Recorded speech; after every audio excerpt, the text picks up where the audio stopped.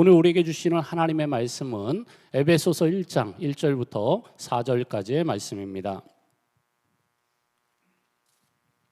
에베소서 1장 1절부터 4절까지의 말씀을 우리 한 절씩 교독하시고요. 마지막 절은 함께 읽겠습니다. 하나님의 뜻으로 말미암아 그리스도 예수의 사도된 바울은 에베소에 있는 성도들과 그리스도 예수 안에 있는 신실한 자들에게 편지하노니 하나님 우리 아버지와 주 예수 그리스도로부터 은혜와 평강이 너희에게 있을지어다. 찬송하리로다. 하나님 곧 우리 주 예수 그리스도의 아버지께서 그리스도 안에서 하늘에 속한 모든 신령한 복을 우리에게 주시되 곧 창세전에 그리스도 안에서 우리를 택하사 우리로 사랑 안에서 그 앞에 거룩하고 흠이 없게 하시려고. 아멘.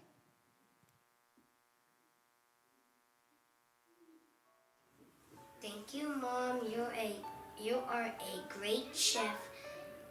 I love you so much because you get me new stuff every time. I love you. I love you, Mom. Thank you for everything you've done for me. I love you so much. Thank you. And I love you. Thank you, Amma and Appa, for all that you've done for us. From keeping food on the table to always keeping us safe. May God bless you forever and ever.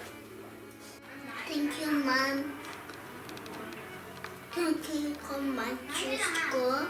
I love you, Mom. 사랑하는 예담아 예준아, 엄마 아빠는 우리 예담이 예준이가 항상 밝고 씩씩하고 하나님의 사랑 안에서 항상 멋지고 그리고 우리 이름처럼 하나님의 이야기를 전하며 하나님의 멋진 일꾼이 되길 항상 기도할게. 사랑해. Thank you, Mom, for taking care of me and for loving me. I love you. Hi, Zachariah and Elia. I miss you guys a lot, and I'm thankful that you guys are doing well. I know I've been away from home for a long time, but I promise you Mom is coming home soon. I can't wait to spend time with you guys this summer.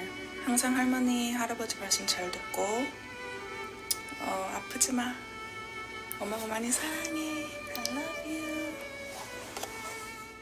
Hi, Mom. I just wanted to say I love you because you cook for me and you cook delicious food for me and you help me when I always need help cleaning up and stuff.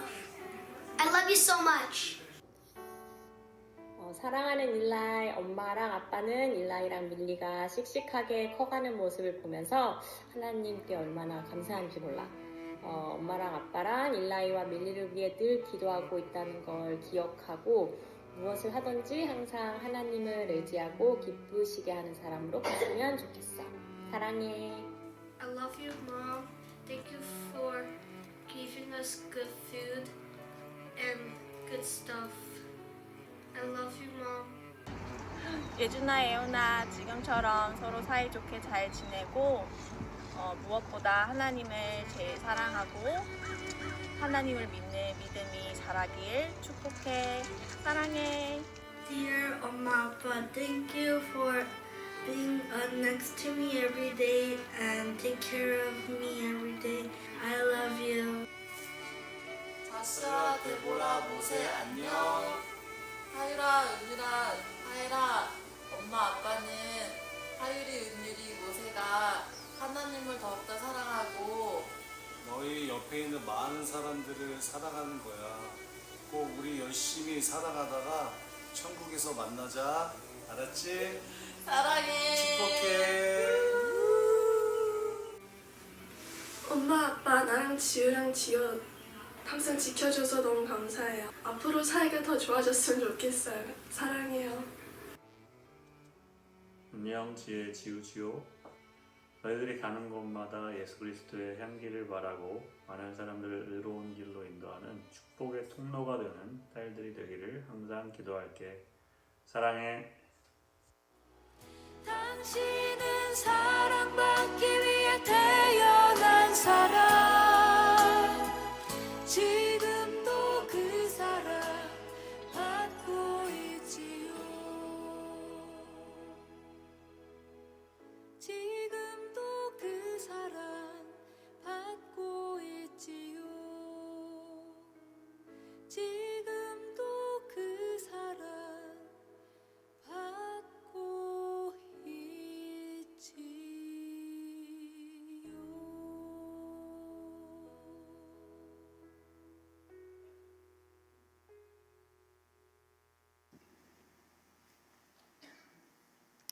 할렐루야.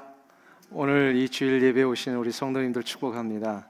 방금 보신 영상은 우리 교회 이제 자녀 세대들이 다는 아닙니다만 이렇게 또 몇 명을 이렇게 선정을 해서 부모님에게 감사 인사를 드리고 또 부모들은 또 자녀들을 향한 사랑의 축복의 권면을 이렇게 전하는 영상을 좀 담아봤고요. 또 뒷부분에는 우리 교회의 3대가 함께 예배드리고 교회를 섬기는 가정들이 지금 11가정입니다.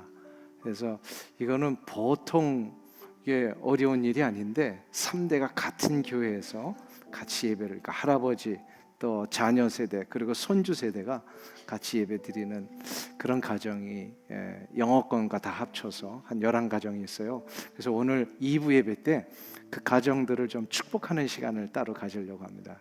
근데 오늘 보니까 홍광희 집사님 가정과 이은기 장로님 가정이 일부러 오셨어요. 그래서 미리 꽃다발과 선물을 좀 나가시면서 이제 드리려고 합니다.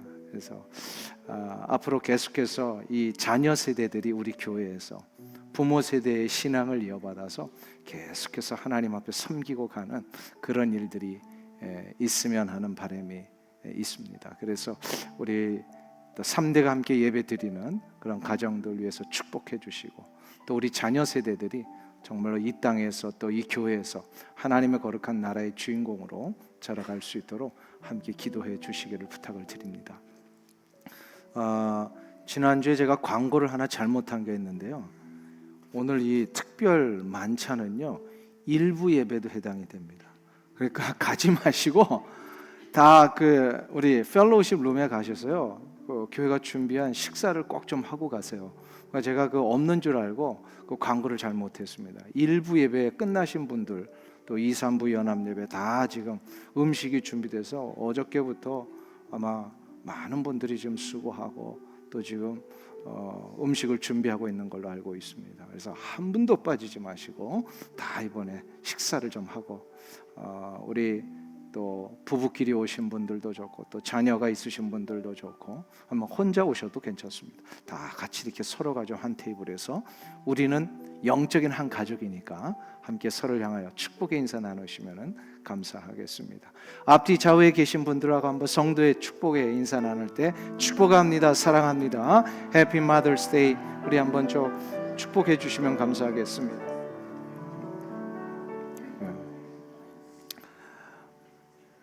오늘은 저 행사가 많다 보니까 저도 조금 뭔가 이렇게 자꾸 실수가 있는데요. 오늘 성경 본문이 잘못됐습니다. 제가 아마 잘못 보낸 것 같아요. 에베소서 6장이라고 이렇게 타이핑을 했었는데 1장이라고 타이핑을 했어요. 그래서 오늘 본문을 좀 다시 저하고 같이 교독을 하겠습니다. 에베소서 6장 1절부터 4절까지 저하고 한 절씩 교독하겠습니다. 자녀들아 주 안에서 너희 부모에게 순종하라. 이것이 옳으니라. 내 아버지와 어머니를 공경하라. 이것은 약속이 있는 첫 계명이니 이로써 내가 잘되고 땅에서 장수하리라.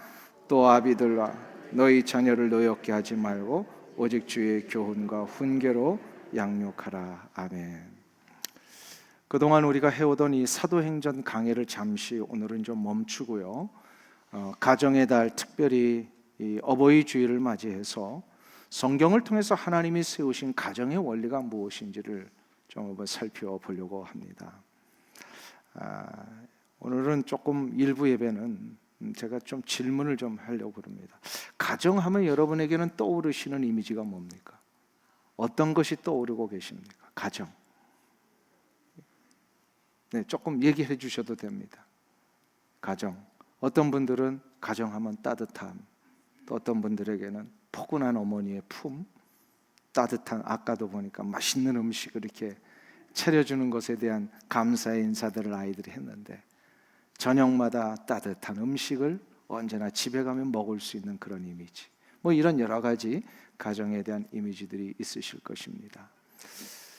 그래서 이제 5월만 되면 특별히 그 기억을 떠올리며 가정에 대한 고마움도 되새기고 또 우리에게 허락하신 가족들을 사랑할 수 있는 마음도 다시 추스리게 됩니다. 제가 이런 시간을 가질 때마다 또 한편에서는 좀 부담이 있습니다. 또 설교 시간에 이 가정에 대한 이야기를 할 때, 왜냐하면 본인의 의도와 상관없이 가정에 대한 이미지가 매우 힘든 분들도 있기 때문에 그렇습니다. 원치 않는 상처가 있고, 또 가정하면 다른 사람들에 비해서 자신이 외로워질 때가 있고, 의도하지 않게 홀로 될 때가 있고, 또 이별과 아픔이 있는 분들도 있습니다.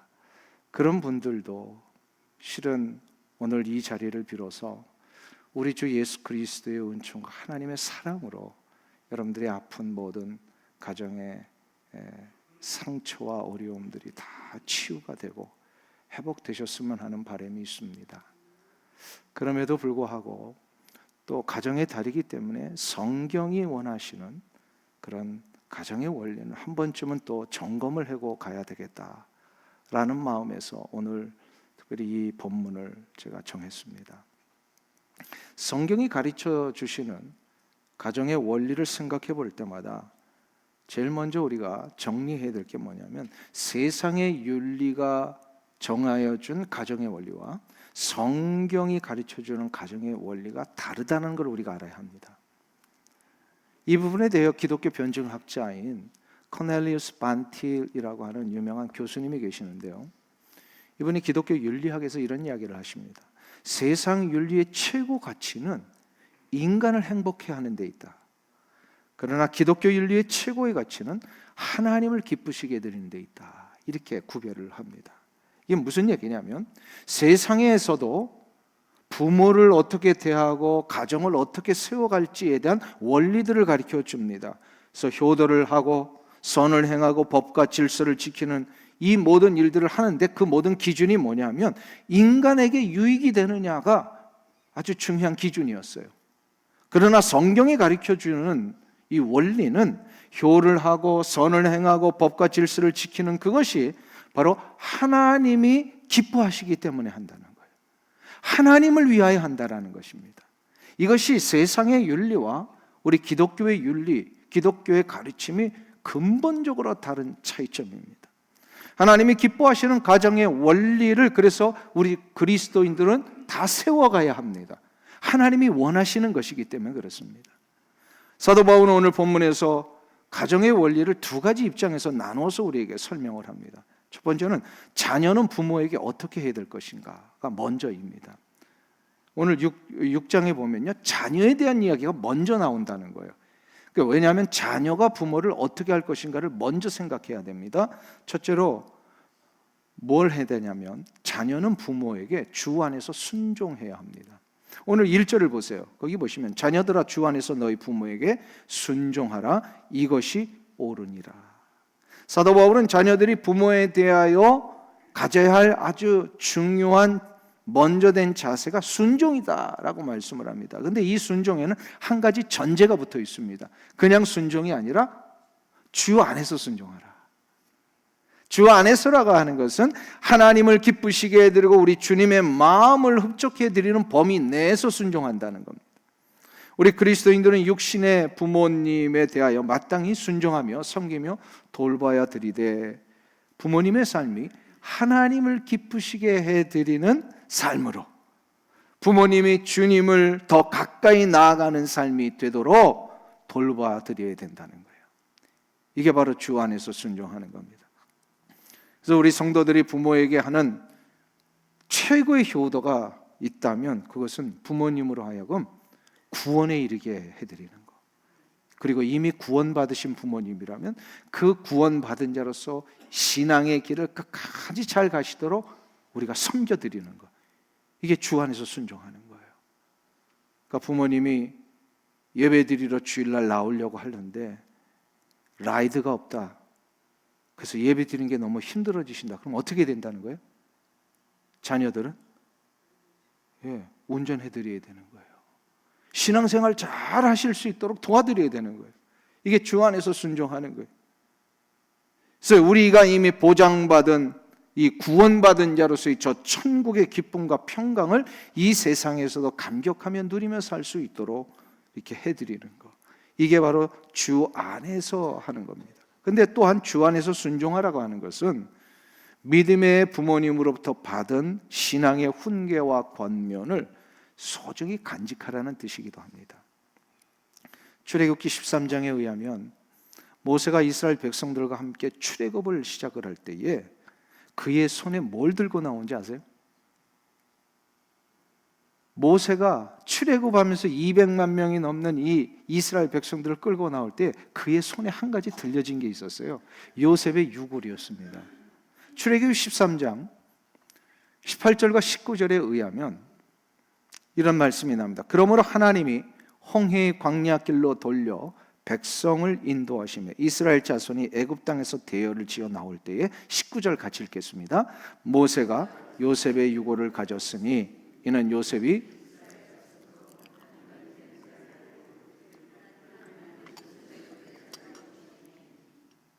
너희는 내 유골을 여기서 가지고 나가라 하였음이더라.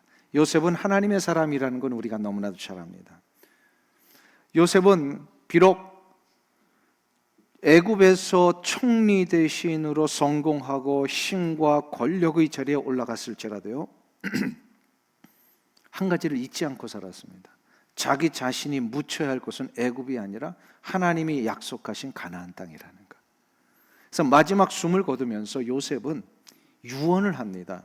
창세기 50장 25절을 한번 같이 우리 한 목소리 읽겠습니다. 요셉이 또 이스라엘 자손에게 맹세시켜 이르기를 하나님이 반드시 당신들을 돌보시리니 당신들은 여기서 내 해골을 메고 올라가겠다 하라 하였더라. 요셉은 이 유언을요 남겨진 먼저 이제 자기가 가면서 남겨진 자녀들과 또 이스라엘 백성들에게 했습니다. 그래서 이 요셉의 유언을 430년이 지났을 때 모세가 기억을 했다라는 거예요. 놀라운 일 아닙니까? 모세가 출애굽할 때 이 유언을 기억해서 조상 요셉의 유언을 취하여서 가나안을 향하여 갔다라는 것은 무슨 뜻입니까?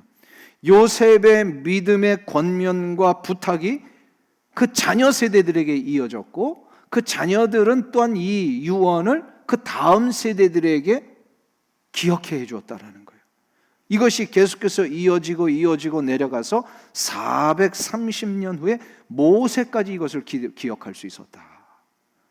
430년이 지난 이 긴 시간임에도 불구하고 부모의 신앙과 말씀의 도를 하찮게 여기지 않고 소중히 간직하여 자자손손 그것을 기억하며 전승했던 이스라엘 백성들이었기 때문에 하나님은 저들을 버리지 아니하시고 출애굽이라고 하는 놀라운 역사를 이루신 것이라고 저는 믿습니다. 부모로부터 내려오는 신앙의 유산을 이어받는 자는요 하나님이 책임지십니다. 말씀의 가르침을 그대로 순종하며 가는 자들은요 하나님이 끝까지 보호하세요. 이것이 성경의 가르침이에요. 이것이 그래서 이스라엘 백성들이 지금도 하나님의 보호하심을 받는 이유입니다. 예수 그리스도를 알건 모르건 간에 저들이 이 약속을 지켰기 때문에 하나님의 보호하심을 받아요. 갤리언이라고 하는 이 유명한 학자가요 유대인들의 이 전승 역사를 연구하다가 아주 중요한 것을 발견을 했다고 합니다. 유대인들끼리 이제 논쟁을 얼마나 잘합니까? 근데 논쟁을 하다가 논쟁이 끊이지 않고 있을 때에 해결이 안 될 때 누군가가 딱 일어나서 손을 들고 이렇게 합니다. 이것은 바로 신앙의 전승입니다. 이렇게 선언을 하잖아요. 그때부터 모든 논쟁이 그 자리에서 중단이 된답니다. 그리고 전승에 따라 모든 걸 결정을 하는 거예요. 신앙의 전승, 말씀의 기준에 따라. 조상 때부터 이렇게 전승되어 온 신앙의 교훈과 말씀의 가르침을 중요시하는 저들의 자세가 지금을 유대인들을 있게 한 것이다. 이렇게 이제 선언을 합니다. 너무나도 중요한 원리 아닙니까? 이것은 유대인들만에게만 있는 능력이 아니라 바로 하나님 아버지를 모시고 그 하나님의 말씀대로 살아가고 있는 우리 성도들에게도 허락한 능력인 줄로 믿습니다. 이 능력을 소유하는 방법은 뭐라고요? 하나님이 부모님을 통하여 전해주신 신앙의 귀한 선배들로부터 신앙의 귀한 전통 속에 내려오고 있는 말씀의 가르침과 권면들을 소중하게 여기고 그것을 내 가슴에 새기며 그대로 순종하며 살 뿐만 아니라 이거를 다른 이들에게, 특별히 자녀 세대들에게 물려줄 수 있을 때 이 능력이 우리에게 시작이 됩니다. 그래서 주 안에서 순종하는 것은 매우 중요한 원리입니다. 근데 두 번째로 자녀들은 부모를 공경해야 합니다. 이 말씀에는 주 안에서라고 하는 전제가 없습니다. 무슨 뜻입니까? 예수를 믿는 부모이든 예수를 믿지 않는 부모이든 간에 자녀라면 무조건 공경해야 된다는 뜻이에요. 2절을 한번 보세요. 우리 같이 한 목소리로 2절을 하나님 앞에 올립니다. 내 아버지와 어머니를 공경하라. 이것은 약속이 있는 첫 계명이니. 공경하라라는 이 히브리어는 베케트라고 하는 단어를 썼어요. 죄송합니다. 카베트라고 하는 단어를 썼습니다. 이것은 카베트라고 하는 것은요, 무겁게 여기다라는 뜻이에요. 무겁게 여기다. 부모를 무겁게 여긴다라고 하는 것은 부모님이 살아오신 인생의 무게를 존중을 하고 그 무게를 자기의 것으로 여긴다라는 뜻입니다. 예수를 믿는 부모이든 아니든 간에 자녀라면 무조건 마땅히 해야 할 자식의 도리, 인간의 도리를 부모님에게 해야 합니다. 이것은 하나님이 인간의 삶에 정해 주신 창조의 질서요, 인간의 질서입니다. 그러니까 부모를 제대로 공경하지 않고 섬기지 않는 건 이거는 누구를 거역하는 거예요? 하나님을 거역하는 거예요. 하나님이 만드신 질서를 깨는 거니까. 하나님에 대한 도전이에요. 그게 얼마나 이게 무서운 것입니까? 부모에게는 무조건 공경해야 합니다. 어떤 작가가 이런 얘기를 했어요. 내가 어릴 때 우리 아빠는 슈퍼맨이었습니다. 못하시는 것이 하나도 없고 내가 원하는 것은 무엇이든지 해줄 수 있다고 생각했습니다. 그러나 내가 중학교 들어갔을 때 우리 아빠는 나의 수학 문제조차 풀지 못해 쩔쩔매시는 것을 알게 되었습니다. 내가 20살 때 아버지는 나를 위해 해줄 수 있는 것보다 해줄 수 없는 것이 더 많다는 것을 알았습니다. 30대가 되어 아이를 낳아 기르다 보니 아버지 말씀 중엔 가끔 맞는 말도 있다는 것을 알게 되었습니다. 40대가 되니까 아버지 말씀 중에 귀담아 들을 만한 이야기가 많다라고 생각하게 되었습니다. 50대가 되니까 이럴 때 아버지라면 어떤 결정을 내리실까 생각하게 되었고, 이윽고 60대가 되니까 아버지의 말씀이 다 맞습니다 고백하게 되었습니다. 그러나 그때는 이미 내 아버지는 이 땅에 계시지 않았습니다. 작가가 이런 고백을 하더라고요. 무엇에 대한 후회입니까? 아버지 나이가 되어 보냐 비로소 그 인생에 겪었던 무게가 얼마나 소중한 것인지를 알게 되었다라는 겁니다. 부모가 이 세상을 먼저 살면서 경험했던 인생의 무게와 가치를 부모가 세상을 떠난 다음에 인정한다면 이보다 더 후회스러운 일이 어디 있겠습니까? 부모님이 살아계실 때 그 인생의 무게를 존중하고 그 무게를 자기의 것으로 만드는 것이 바로 부모를 공경하는 것입니다. 이렇게 사는 자가 지혜로운 자예요. 하나님께서는 오늘 우리에게 그걸 말씀하고 계십니다. 내 아버지와 어머니를 공경하라. 저는 이것을 2024년도에 살고 있는 우리에게 이렇게 해석해도 틀리지 않다라고 믿습니다. 내 부모의 인생의 무게를 존중하고 그 무게를 너의 것으로 삼아라. 하나님께서 우리에게 가르쳐 주신 가정의 원리, 바로 부모를 공경하는 것입니다. 이 은혜가 있기를 축원합니다. 살아계신 부모님이 계시다면 이 원리를 꼭 붙드시고요. 혹시나 육신의 이제 부모님이 우리의 곁을 떠나셨다면 영적인 부모님들이 교회 안에 많이 있습니다. 나보다 먼저 신앙의 길을 걸어가셨던 신앙의 선배님들, 신앙의 원로들이 계십니다. 공경하고 주 안에서 순종하는 귀한 은혜가 있길 주 이름으로 축원합니다. 그러면 부모는, 아까는 이제 자녀가 부모에게 어떻게 할 것이냐를 생각해 봤다면 부모는 자녀에게 어떻게 해야 되는가? 오늘 4절에 보시면 이런 말씀을 우리에게 주고 계십니다. 같이 한 목소리로 봉독하겠습니다.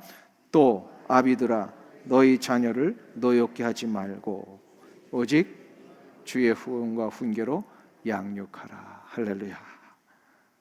여기서 아비들아 너희 자녀를 화나게 하지 말라, 분노케 하지 말라, 노엽게 하지 말라. 이 말씀을 먼저 하시는 거예요. 왜 이 말씀을 주셨을까요? 부모가 어떻게 했을 때 자녀들이 화가 납니까? 한번 우리 경험이 있으시잖아요. 부모들이 어떻게 했을 때 자녀들이 화가 나던가요? 상황에 따라 뭐 여러 가지가 있겠습니다만, 이유가 있겠습니다만, 가장 근본적인 이유가 하나 있다면 바로 자녀를 부모가 자기의 소유물로 생각하는 것이 노출될 때 자녀들은 화를 냅니다. 자녀가 나의 소유물이라고 생각할 때 부모는 어떻게 하냐면 자녀를 조종하려고 합니다. 부모가 못 이룬 꿈을 자녀에게 강요를 한다거나, 부모가 원하는 대로 자녀들이 갈 수 있도록 자꾸 막 부모의 식의 일들을 주입하려고 하기도 합니다. 이러한 일들의 가장 심각한 결과가 뭔지 아세요? 훗날에 자녀들이 장성했을 때에 부모는 자녀를 향하여 쏟은 사랑과 희생의 대가를 자녀에게 찾으려고 합니다. 요구합니다. 왜 이렇게 되었을까요? 나의 자녀가 누구인지를 모르기 때문에 그렇습니다. 그러면 이 부분을 우리는 어떻게 해결할 것입니까? 이것은 두 가지로 우리가 나눠서 살펴볼 수 있습니다. 첫째, 부모는 가정 안에 허락하신 자녀가 누구인지를 알아야 합니다. 부모에게 자녀는 누구입니까? 자녀가 누구라고요? 하나님께서 부모의 몸을 통하여서 이 땅에 보내주신 하나님의 자녀입니다. 여러분들 이걸 믿으세요? 인정이 되세요? 자녀는 내 자녀가 아니라 하나님의 자녀입니다. 왜요? 생명은 하나님의 손에 달려있고 생명의 주관자가 하나님이시니까 이 생명을 우리의 부모의 몸을 통하여 주신 거예요. 그렇기 때문에 자녀는 하나님의 자녀입니다. 이것을 잊어버리는 순간 부모의 역할이 무엇인지를 모르기에 자녀를 자기 마음대로 조종하려고 하고 내 소유물처럼 여기기를 시작하는 순간부터 자녀들이 노여워하는 거죠. 화를 내는 것이죠. 뉴욕 대학의 이 하임 기너트라고 하는 교수가 있는데요. 상담 심리학 교수입니다. 부모와 아이 사이라고 하는 유명한 책을 썼어요. 여기서 이런 말을 합니다. 문제아에 대한 연구를 많이 했는데요. 문제아 때문에 부모가 상처들을 많이 받잖아요. 문제아 때문에 부모가 받은 상처가 있는데, 그러나 그것보다 문제아가 부모로부터 받은 상처가 더 크다, 이런 얘기를 합니다. 아이들의 사춘기적인 반항과 방황은 부모로부터 받은 상처가 너무 컸기 때문에 일어나는 것이 대부분이랍니다. 전적으로 저는 이 이야기에 동감을 하고 있습니다. 우리 부모들이 생각 없이 내뱉은 말 한마디, 아이들을 존중하지 못하고 나의 생각대로 조종하려고 했던 나의 말과 행동 속에 아이들은 평생 지울 수 없는 상처를 받게 되더라는 것이죠. 왜 이런 상처의 말을 던지게 되었다고요? 아이를 나의 소유물로 착각했기 때문에 그렇습니다. 부모는 하나님께서 이 세상 사는 동안에 하나님이 허락하신 자녀들을 잘 맡아 다스리는 위탁 교육자입니다. 이 세상 사는 날 동안 그래서 하나님의 자녀를 내가 대신 어떻게 해요? 물질로, 정신적으로, 신앙적으로 양육하고 배려하고 필요한 모든 것을 다 채워주길 위하여 힘쓰는 역할이 바로 부모입니다. 이 역할을 감당할 수 있을 때만이 자녀를 내 소유물로 여기지 아니하고 하나님의 자녀로 양육할 수 있게 됩니다. 근데 두 번째로 부모는 자녀들을 위하여 뭘 해야 되냐면요, 전심으로 축복을 해야 합니다. 전심으로 축복을 해야 돼요. 마가복음 10장에 의하면 사람들이 예수님께 만져주시기를 바라는 아이들을 데리고 나왔을 때 예수님이 어떻게 해주시죠? 그 아이들을 대하는 예수님의 모습을 마가복음 10장 16절에서 이렇게 말씀을 합니다. 그 어린아이들을 안고 그들 위에 안수하시고 축복하시니라. 그 어린아이들을 안고 그들 위에 안수하시고 축복하시니라. 주님께서 어린아이들을 향하여서 축복하실 때 보여주신 모습이 뭐라고요? 안아주셨다는 거예요. 이거는 피지컬리 안아주신 거예요. 그리고 손을 대서 그들에게 안수하셨습니다. 터칭입니다. 우리 부모는 하나님의 대리자입니다. 무슨 대리자라고요? 이 세상에 우리에게 맡겨주신 자녀들을 대신 축복하며 하나님의 사랑을 보여주며 느끼게 해주는 대리자입니다. 이를 위해 주님은 안수라고 하는 방법, 안아주심이라고 하는 이 방법을 우리에게 가르쳐 주신 거예요. 어린아이들에게, 자녀들에게, 장성한 자녀일지라도요, 머리에 손을 얹고 하나님의 복을 구하는 것, 저들 하나님의 사랑으로 안아주는 것, 하나님의 사랑을 보여주기 위해서는요, 자녀들을 그래서 시간이 날 때마다 주님의 방법으로 안아주고 손을 얹고 축복하는 것이 있어야 합니다. 특별히 이 안아줌은 놀라운 사랑의 터칭을 전할 수 있는 좋은 방법입니다. 자꾸 우리 안아줘야 돼요. 교회 안에도 성도의 교제할 때요, 그냥 손만 흔들지 마시고 악수를 하는 것이 더 좋고요, 악수로 끝나지 말고 이렇게 허그를 해주는 것이 더 좋습니다. 대신 남자끼리만, 여자끼리만. 잘못 허그하면 또 오해를 받으니까. 그래서 교회 안에서도 이렇게 서로를 향해서 좀 허그하고. 중동에 있는 이슬람 사람들은요, 이 허그와 얼굴 인사를 아주 잘합니다. 그래서 만나면 무조건 허그를 하고요, 얼굴과 뺨을 대고 이렇게 인사를 해요. 참 이 뭐랄까요, 사랑을 전하고 존중한다는 의미입니다. 우리 한국 사람들은 얼굴을 이렇게 대는 걸 굉장히 싫어하죠. 왜 그런 거예요? 왜 싫어합니까?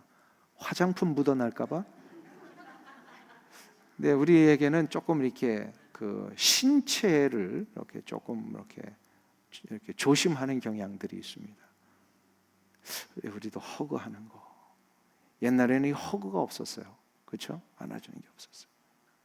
마이애미 의대에 티파니 필드라고 하는 여자 교수님이 계시는데요, 이분이 세계에서 유일한 터치 리서치 인스티튜트의 소장이십니다. 이게 자기가 만든 거예요.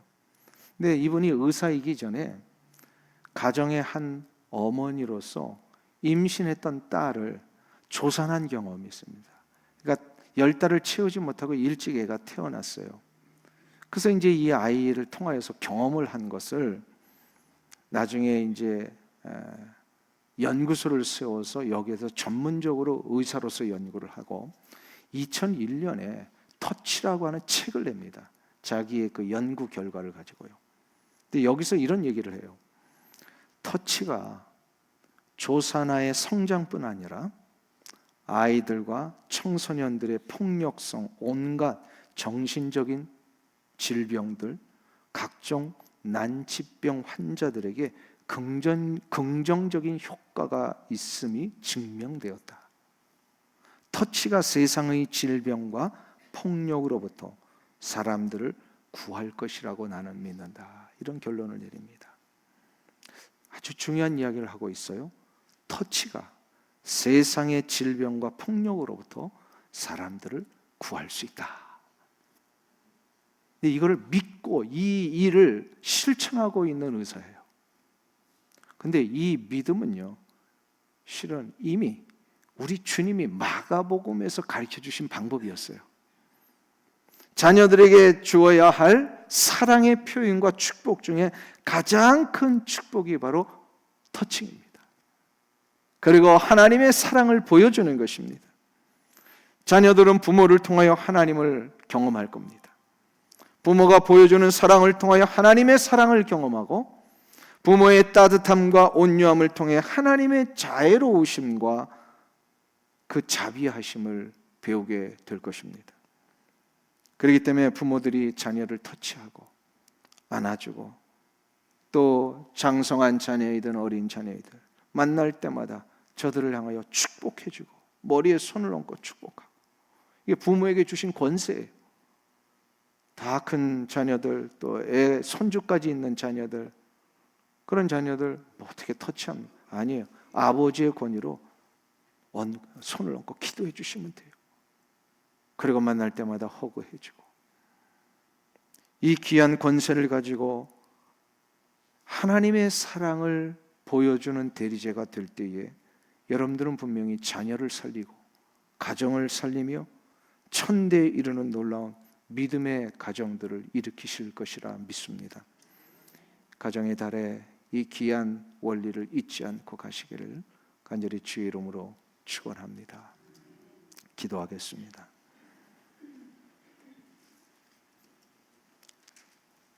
자녀들아, 주 안에서 너희 부모에게 순종하라. 이것이 옳으니라. 내 아버지와 어머니를 공경하라.